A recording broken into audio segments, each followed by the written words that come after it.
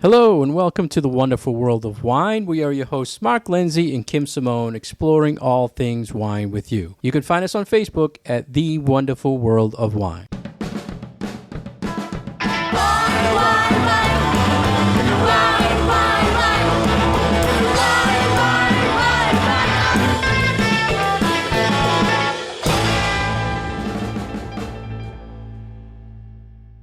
Every week, Kim and I get together and talk wine with you and things we find on the internet that we think are educational or trending, and we come in to discuss them with you. And first, we like to tell you what we Googled ourselves this week. So, Kim, what did you Google this week?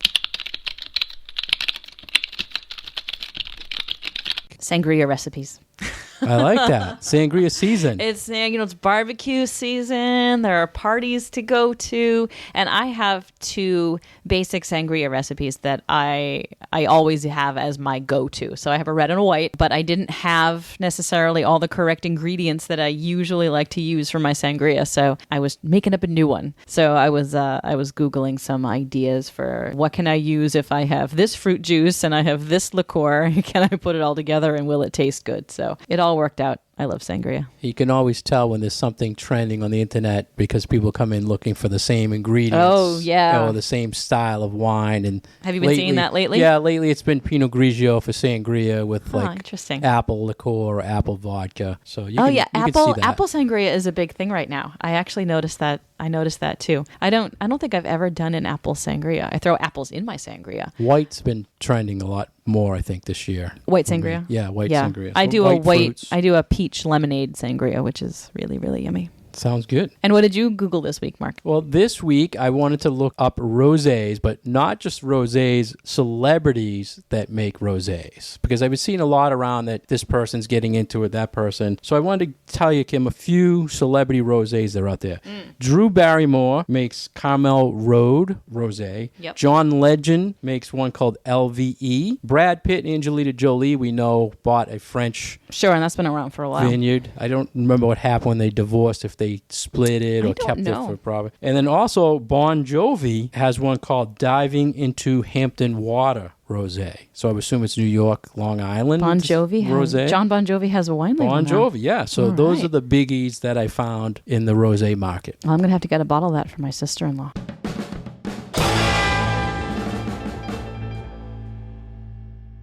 So our first topic, keeping with the rosé theme, Kim, is something that was in Vogue.com. One of those, again, numbers, 9 surprising facts about rosé. And first, Kim, I want to ask you, what have you been drinking for rosés? Ooh. That's a great question. What have I been drinking? Italian. So I had a lovely rosé of Aglianico just the other night from Campania, which is a wine region that not a lot of people know about, but that I am a big fan of the wines from that region, both the reds and the whites. So I had one of those. I've been drinking some Northern Italian rosé as well. And I'm also a big fan of German rosé. So there's one in particular that's a rosé of Pinot Noir that I am a big, big fan of. It's light and it's refreshing. And it has almost a little bit of sweetness to it, which I'm okay with. And it's great for warm weather and it's fantastic with food. So those are kind of my go-tos at the moment. Nice. What about you? Nice. Are you drinking any rosé yet? Yeah, this year I'm big on Spanish. I've been drinking a lot of Bierzo Mencia. Oh, I like Mencia. And it's just a phenomenal red grape, but when made into rosé, I think it is just excellent. And not only that, I've been drinking past vintages of it. So that's one of the things we'll talk about, the 9 surprising facts, but it's not the freshest version just out, the 2018. I'm drinking the 17 version, which is just phenomenal. So let's talk about, Kim, the 9 surprising facts. And first off, they start saying there's many shades of rosé. And you mentioned you're drinking Italian. Those are pretty darker color rosés. Yep. And this is one of the things when we were doing French education that the French government actually has a shade scale. Oh, yeah, you love this. Right? It looks like a Sherman-Williams chart of rosé. And if you're saying you're making a rosé in this region, it has to match this shade or this color. So they come from clear pink to total, maybe almost reddish in color. Right. And it doesn't always tell you if the wine is going to be drier or sweeter. Sometimes it does tell you a bit about the concentration of flavor in the wine. Generally, if you have a darker hued rosé, you're going to have more powerful flavors in there, but that's not always the case. And it depends a lot on the grape variety used, because rosé can be made really from any red grape out there. You can make a rosé wine from that red grape, and how much time the skin and the juice sit together. So a lot of it is just naturally whatever the personality and the characteristics of that grape variety are. But then the winemaker's decisions really come into play there too. So the decisions that the winemaker makes for how much time that juice and those skins sit together, that really does have an impact on the final wine. Yeah, so many different shades due to the different grape varietals, to the different skin contact. I'm glad you mentioned that the dark does not mean sweet. When we're talking rosés, we're talking dry wines. Generally Yep. Dry. People, that's the first thing I'll ask. Someone says, look for a rosé, and I'll ask, you want dry or sweet? And most of the time, they're looking for the dry version. And that's been a slow growth over the last, I would say, decade, as Americans especially, embrace the idea of pink wine as a dry wine. It's an alternative to whites for summertime drinking for a lot of people. I personally drink them all year long, but for a lot of people, it's still a very seasonal beverage, and it doesn't have to be. You don't need to feel that you can only drink rosé in the summertime. It's kind of like, okay, people feel like you can only drink bubbly wine at celebrations. It's like, go drink what you like. I'm not saying go crazy, but if you have a particular style of wine that you enjoy drinking and you feel like, I like this, but I can only drink it at a certain time of year or whatever, break that rule.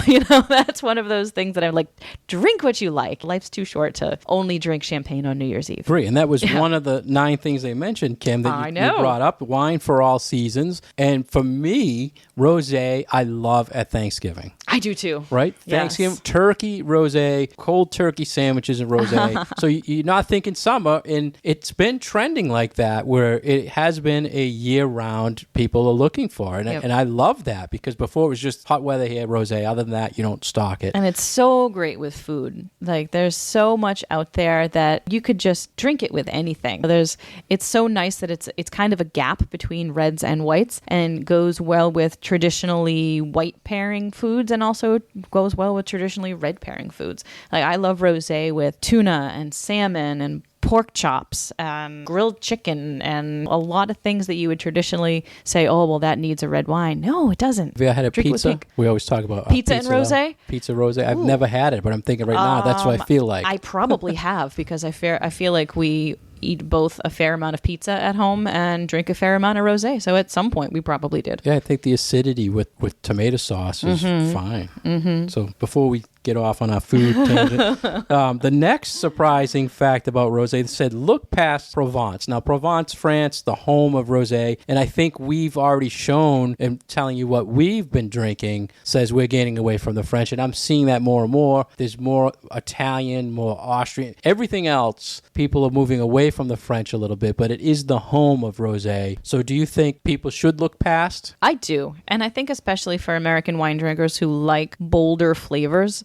and like more fruit forward, and especially red wines, sometimes those Provençal rosés can be a little too light. I like them on a hot day when they're very, very cold, but I think that for wine drinkers who either grew up on oaky Chardonnay or they're used to drinking Merlots and Cabernets, something that is a little richer and has a little bit more body is a bit more of an appealing wine. So like I talk to people about, there's rosé made from Malbec out there that is deeply pink, almost a fuchsia color that has a lot, packs a big punch. And I think those are fun and they're delicious and they're full of fruit. Those Pinot Noir rosés like I was talking about, all of these things from Italy, and your Spanish rosés, there's a lot of real hearty reds that come from Spain, and you see that reflected in their rosés as well. I was thinking of this as an educational moment for wine drinkers. I think if you like rosés and you've never explored Provence rosés, you should explore them to see like this is the biggie. This is the original. This is what people love in France. So to say, look past it,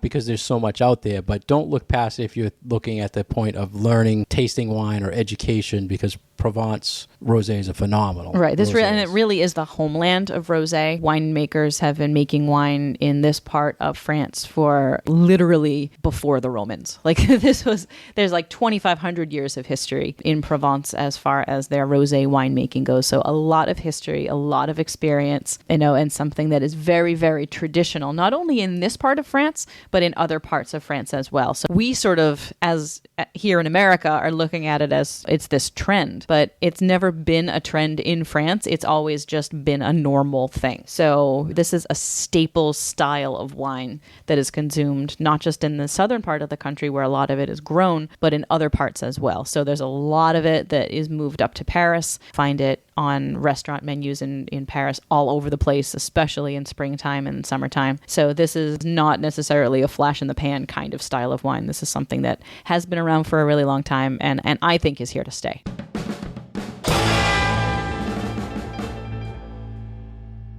You've been listening to The Wonderful World of Wine. We are your hosts, Kim and Mark. You can find past episodes on iTunes and find out more about Mark at franklinliquors.com. You can find out more about myself at vinitaswineworks.com. So often when we talk about wine labels with people, we also like to talk about the shape of the bottle. And there have been classic bottle shapes that you associate with certain styles of wine. So like Bordeaux is always bottled in the same shape of a bottle. Generally, Chardonnay is almost always bottled in the same shape of bottle. And it's interesting because in this article, they said that one particular rosé producer tried to create a similar system for rosé by putting it in a bottle that is shaped like a candlepin bowling pin, like not a candlepin bowling pin, but like a regular bowling pin. Bowling pin. The fat at the bottle, is that? Yeah. But it didn't really catch on. Candlepin is Candlepin slim. is the really skinny one. I don't know. The big balls. Yes, right. Regular old bowling pin. Yeah. So I thought it was interesting that they tried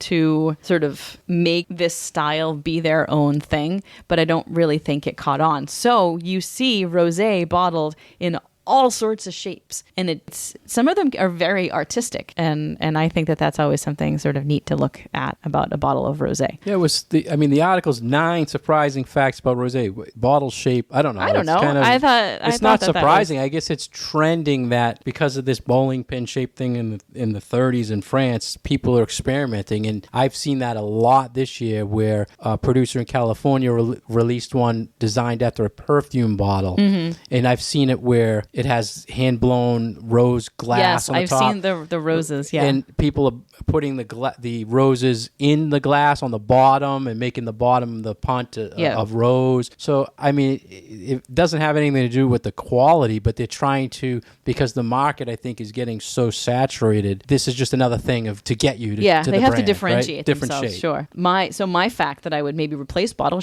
shape with is that you will almost always find rosé bottled in clear glass, which is quite unusual for wines because usually you'll find them in either green glass or brown glass to help protect the wine from the harmful effects of light. But rosé is almost always in clear glass because they want you to see that color. The color is such a selling factor for rosé that almost everything will be clear so that then you can see what that beautiful shade of pink is. Yeah, great point. And I love this time of year when my shelves are filled with rosé and I have this just perfect color tones going up and down the aisle. And I'm shocked, Kim. I don't know if you are, but they didn't mention cans. They didn't mention any like juice box rosé, just bottle. So I guess I would be more surprised that people are popular, cans or something, but bottle shape is something I didn't really think about. Next on the list of surprising facts about rosé is some improve with age. And I think this is a great point about rosé because when I started telling you what I'm drinking a 2017, which in the rosé world is a year old. Yeah. And because of its acidity, it drinks great. And people, I think, are afraid. And as a consumer or us as wine buyers, we can get some great deals on past vintages because the new stuff comes in. They still have this last year's. You can get it for a bargain, and it tastes great. Yep. I've been drinking some 17s, and I've got some 17s on restaurant lists that are, still drinking really, really wonderfully. So, not all. No, not all. Don't get me wrong, not because all. there's certain grapes that they have to be fresh, but other that are heavier grapes, they will last. But again, this kind of goes back to that color thing. If you have a bottle of rosé, and yes, it might be a vintage year or two older, but if the color still looks bright and pink and doesn't look brown and doesn't look too orange, then chances are you still have a nice fresh bottle there. So go ahead and buy it and drink it. The next fact, Kim, I thought this was funny. Rosé is the OG of wine. And you mentioned a little bit about it. It was always been popular in France, but now it's just coming on more here in the U.S. for trending. Right. I think the next one is about grape varieties. And yes, rosé is made from red grapes. And I did touch on this before. But there are also a few grape varieties that have sort of grayish, pinkish skin that can produce rosé that you wouldn't ordinarily think about because they're traditionally used for making white wine. So a great example of this is actually Pinot Grigio. So Grigio is the Italian word for gray because Pinot Grigio itself has sort of this grayish, pinkish colored skin. And if you make that wine with skin contact, you end up with kind of a slightly pinkish wine. So there was a trend about, I don't know, 15 years ago maybe, where people were making pink Pinot Grigio, and it was just very, very lightly pink, but that would still qualify as a rosé. So, sometimes you might see these grape varieties on a label that you wouldn't ordinarily think would produce a rosé wine because they're white wines or white grapes. That skin contact makes all the difference. Yeah, it's good you mentioned Pinot Grigio. It also makes orange wine. Yep. It's such an interesting grape. Don't you think it's funny too, Kim, if you see a blush-colored, say, Merlot or Cab, instead of calling it rosé, they call it white Merlot. Right, white Merlot or Cabernet. white Cab. And that's actually, I think, a good little rule of thumb for consumers is if you see a bottle with that labeling, what it's called white Merlot or the classic is white Zinfandel, chances are you're going to be getting a wine with some sweetness to it. So it's a little different than the style that we're talking about, these more traditional styles of rosé, which are dry or at the very least off dry. But if you're looking for something that is sweeter, that does have some noticeable sweetness to it, like a white Zinfandel, look for those other ones that do call themselves white whatever. And those will be along that blush style as opposed to a true rosé. The last, I believe, Kim, the surprising fact about rosé, they say it's trending. And to us and to our listeners, we talked about this telling you it is no surprise to us. Mm-hmm. We've been saying this for a while. It's been trending. It's not seasonal, which we talked about. And then an interesting thing they mentioned that did surprise me was saying in France, rosé outsells white. I think that's a pretty amazing fact. I don't know. I'd like to see some numbers on it because give us the hard data. There's a lot. Yeah, that's pretty surprising. Yeah. So in this whole article, I guess, I was surprised. And it was an interesting article, but we've been talking about rosés and we always drink them. And if you have any feedback on, we'd love to hear it. All right, and go out and grab yourself a nice bottle and don't be afraid to try something new. And if you like rosé, we definitely encourage you to experiment with different regions, different grape varieties, different styles. They're fun. They're not usually ridiculously expensive, and they're just a really lovely way to enjoy a glass of wine.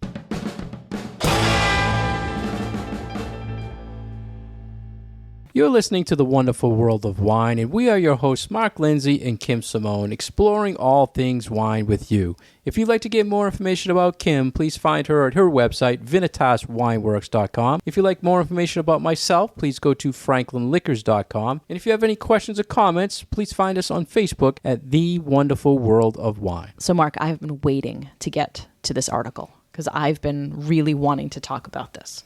So this is a piece that has been creating some controversy in the wine world. There were some comments made by a master of wine, Tim Haney, about how food and wine pairings are total crap. And he goes on said the to bull say, word. He did. I didn't want to say that on air, but he made a big deal about when sommeliers and wine professionals talk about perfect food and wine pairings or excellent food and wine pairings, and we talk about history and how certain things that grow together go together. He's saying that's all bull, and that you just are supposed to let the consumer drink what they like to drink. Don't make them feel bad about wanting to drink whatever you think is a bad combination, and just let people kind of do their own thing. So I get it. I understand what he's saying, but I don't know. Sure stirred up a lot of He conversation. really did. He really stirred the pot. It kind of reminded me of sports radio. He went against everybody else just to get people to call in, and he got a lot of feedback. Are you familiar with this gentleman's background, Kim? He's a master of wine. A little bit. You know about his health? Yes. His big thing? So for our listeners, he became an alcoholic from drinking so much wine, and he actually stopped drinking. I think he still doesn't drink. He tastes, he will taste but he won't professionally, consume. but he will not just drink wine. Which is a huge thing, to be a master of wine. I mean, and not be able to taste. But I'm just impressed by that. He came out with his whole story behind that. And he had no feedback like he did with this article, just saying the wine pairing is bull. But you had mentioned in the past, Kim, people like to drink what they like to drink. So when they're pairing it with food, and I've probably talked about this a million times, when the traditional pairings, when you talk about Thanksgiving and turkey, and people say Pinot Noir or Riesling, I see people that are drinking Cabernet. They want to drink Cabernet with their turkey, right? So this is pretty much saying what this gentleman is saying. Whatever you think works. Don't have some sommelier tell you have to drink this because that's the traditional thing to drink. Right. And it is sort of really all about, not only about choices and you drinking and eating what you like, but also that I have a different body than you have. So therefore, there's really no way that you can equate your experience with what you're tasting with my experience and what I'm tasting, because your physiology is different, your palate is different, your taste buds are different, your nose is different, your experiences are different from mine. So therefore, you are going to experience how those things go together in a different way than I am. So who am I to say that doesn't taste good? Because it might taste great to you, but just not taste so good to me. And I think that was at the heart of what he was saying as well, is that you experience things in a different way than I do. So maybe those things taste really good to you, but aren't going to taste really good to me. And in other articles and in other things that he has put out there, he goes into this a little bit deeper, where he'll talk about, okay, this person is this kind of a taster, and they're more sensitive to this component in a wine versus this other component in a food. And so it really is that maybe we're just not all speaking the same language here, which I think is very interesting. Yeah, it makes perfect sense. Your taste in wine, my taste in wine is different. Our palates are different, so it makes sense with food and wine pairing. Further in the article, I thought it was interesting. He was in New Zealand talking at a conference, so he threw out, if you want to have Sauvignon Blanc with your steak, that's fine. So then I'm thinking, okay, he's doing this because he's in New Zealand. He's in New Zealand. He can't talk steak pairing without bringing up Sauvignon Blanc, but he made a great point. But then he kind of ended it, Kim, saying a perfect example of food and wine pairing is China, and we should talk about that. And you had mentioned in a past episode how the Chinese food and wine pairing is totally different. Was that what he was saying, is look at how the Chinese look at it? I don't know if that's what he was saying, or if he was saying like, okay, we suddenly have this new market that is expanding in front of our eyes that is very focused on big, powerful red wines that in a traditional view of food and wine pairings do not go with the cuisines of those areas. I mean, think about anything from Sichuan province that is loaded with spicy peppers and, you're just on fire. Traditional food and wine pairing advice is do not put a big oaky Cabernet with that dish, because they are like polar opposites and they're just not going to go. But it's what is the trendy style of wine to be drinking. If you want to be seen as somebody who not only knows what they're talking about, but that is trying to make a good impression with the wines that you are offering, you are putting a Bordeaux on the table, you're putting a Napa Cab on the table, you're putting a big, powerful red out there. So I think that's what he's saying. It's more like, okay, look at this market that this is what they love. Who are you to go in and say, oh, don't drink that. That doesn't go great with your food. Drink this instead. That's not the way to change people's minds. Like, that is the opposite of hospitality. And really that's at the core of what he's trying to get across, is hospitality is about working with the guest to make sure that they have the best possible enjoyment out of their meal. And you're not going to make them feel good by telling them that their choices are wrong. So when you think let them drink what they want to drink. And that's sort of where the education piece comes in there. It's like, yes, you can provide information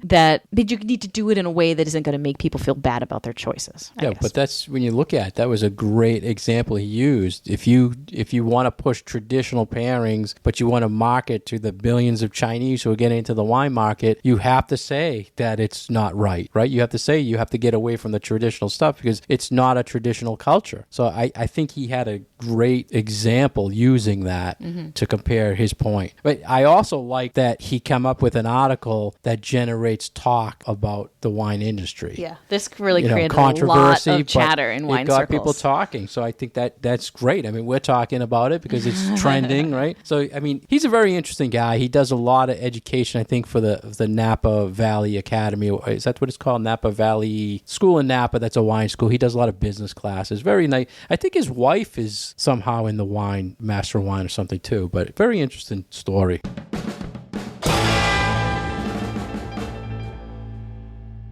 Thank you for being with us today on The Wonderful World of Wine. You can always find past episodes on iTunes by searching The Wonderful World of Wine or find us on Facebook at the same name. Thank you, and we'll talk to you again next week. Wine, wine, wine.